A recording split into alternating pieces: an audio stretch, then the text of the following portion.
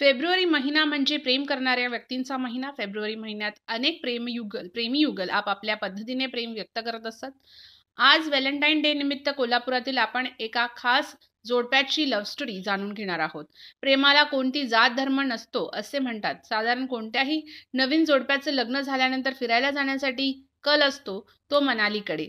थंड हवेत गुलाबी प्रेम अधिक घट्ट करण्यासाठी लग्न झालेली जोडपं मनालीला जातात. या लव्ह स्टोरीमधलं जोडपं विनायक आणि सुप्रियाची पहिली भेट झाली ती मनालीमध्ये आणि लग्न झालं कोल्हापुरात. त्याचीच ही इंटरेस्टिंग स्टोरी.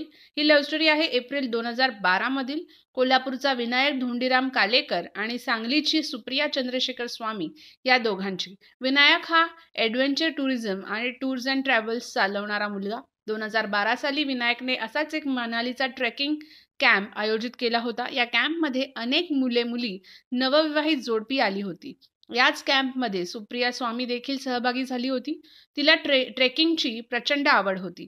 यावेळी तिचे वय 23 वर्ष होते आणि ती स्पर्धा परीक्षांची तयारी करत होती. या 10 दिवसाच्या ट्रेकमध्ये paragliding, rappelling, hill climbing, rock climbing अशा अनेक ॲडव्हेंचरमध्ये 24 एप्रिल 2012 ला सुप्रिया आणि विनायक हे दोघे समोरासमोर आले.